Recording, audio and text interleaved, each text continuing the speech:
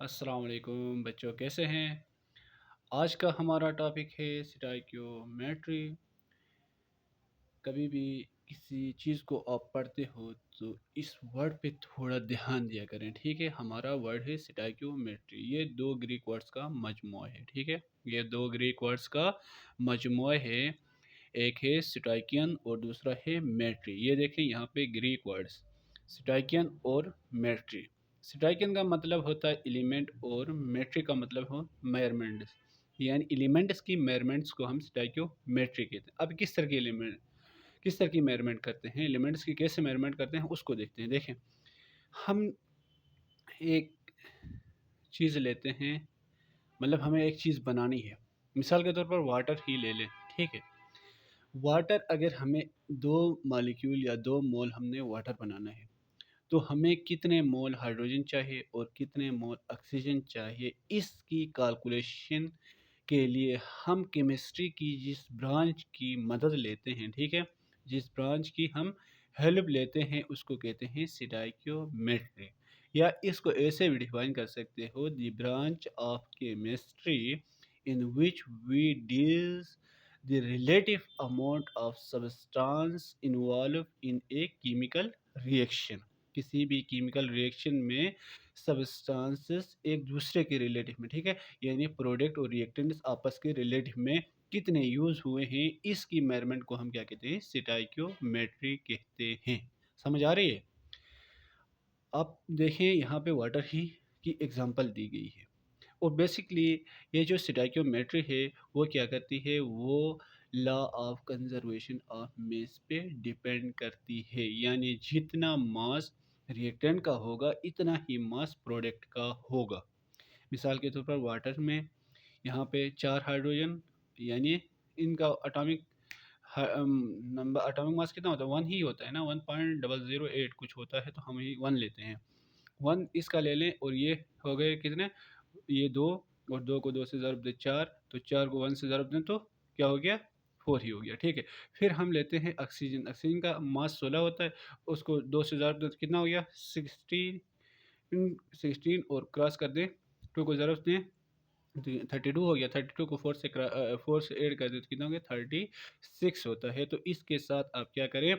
36 यहाँ पे हो गया, और यहाँ पे भी देखें तो ये भी 36 ही बनता है। 4 हाइड्रोजन और 32 ऑक्सीजन हो गया, तो इसका मास भी 36 होता है टोटल मिला के, ठीक है। तो इन दोनों का आपस का मास क्या होता है? सेम होता है। इसलिए कहता है कि law of conservation of mess पे डिपेंड करता है। और दूसरी बात इसमें ये है कि ये जो इस रिएक्शन होती है इसमें कोई बाय प्रोडक्ट नहीं बनता है, ठीक है। ये आपका स्टोइकियोमेट्री है, इसमें कोई और इसमें ऐड करने की ज़रूरत नहीं। एग्जांपल्स ले लें, कोई और भी एग्जांपल ले लें। मिसाल के तौर पर मैं लेता हूँ एक, क्या कहते हैं, प्रोपीन मालिक्यूल लेता हूँ, उसका मैं रिएक्शन करवा देता हूँ किसके साथ? ऑक्सीजन के साथ। तो हमारे पास जो भी बनता है, ठीक है, वो बनता है हमारा वाटर मालिक्यूल, और हमारे पास बनता है कार्बन डाइऑक्साइड। यानी इसमें एक कंबशन रिएक्शन होती है। तो इसकी आपस में मैं क्या करूं? पहले, सबसे पहले इसकी मैं बैलेंस करूं, इस केमिकल रिएक्शन को मैं बैलेंस करूं, तो हमें पता चलेगा कि कितना हमें रिएक्टेंट चाहिए, कि इतने मोल ऑफ कार्बन डाइऑक्साइड बनाने के लिए। मिसाल के तौर पर हमें 3 जो मोल कार्बन डाइऑक्साइड बनाना है, तो मैं कितना मोल प्रोपेन और ऑक्सीजन लूं तो इतना बनेगा। तो इसकी कैलकुलेशन को हम कहते हैं स्टोइकियोमेट्री। अब और कोई मसला नहीं होगा, मैं उम्मीद करता हूँ आप लोगों को, ठीक है। मसला हुआ तो आप मुझे कमेंट्स में बता सकते हैं। अब हम अपना दूसरा टॉपिक की तरफ आते हैं, मोल। व्हाट इज़ मोल? यहाँ पे एक डिफिनेशन लिखी गई है। ये बहुत से बच्चे पूछ रहे थे कि एटॉमिक मास, मॉलिक्यूलर मास, फार्मूला मास का क्या मतलब, इसको ग्राम में एक्सप्रेस कर देना, ठीक है। पहले हम इसकी डिफिनेशन पढ़ते हैं। मोल क्या होता है?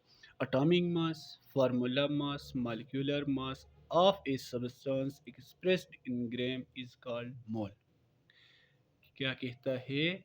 Atomic mass, formula mass, molecular mass of a substance expressed in gram is called mole. यानी कहता है कि जब हम किसी भी सब्सटेंस का एटॉमिक मास हो मालिक्यूलर मास हो या फार्मूला मास हो, हम उसको क्या करते हैं, ग्राम में एक्सप्रेस करते हैं तो हम उसको मोल कहते हैं। अब देखिए, मिसाल के तौर पर एटॉमिक मास का मैं आपको समझाता हूँ, फिर मॉलिक्यूलर मास, फिर फार्मूला मास, ठीक है। एटॉमिक मास में जब किसी भी एटम का, ठीक है, जब भी किसी भी एटम का जो एटॉमिक मास होता है वो किसके बराबर होता है, 1 मोल के बराबर होता है। यानी 1 मोल में इतने ग्राम होंगे। यानी कार्बन की हम एग्जांपल लेते हैं, ठीक है। कार्बन का मास कितना होता है, कार्बन का 12 होता है, ठीक है। अब 12 ग्राम किसके बराबर होगा, 1 मोल के बराबर होगा। यानी एक एटम में जितना भी मास होगा वो 1 मोल के ही बराबर होगा, ठीक है। एक एटम में जितना मास है वो 1 मोल के ही बराबर होगा। इसी तरीके से एक मॉलिक्यूल के अंदर जितना मास होगा वो किसके बराबर होगा, वो भी 1 मोल के ही बराबर होगा। इसी तरीके से एक फार्मूला मास के अंदर भी जितना मास है वो 1 मोल के ही बराबर होगा। यानी आप एक वाटर मॉलिक्यूल ले लें तो उसका मास कितना होता है, 18 ग्राम होता है।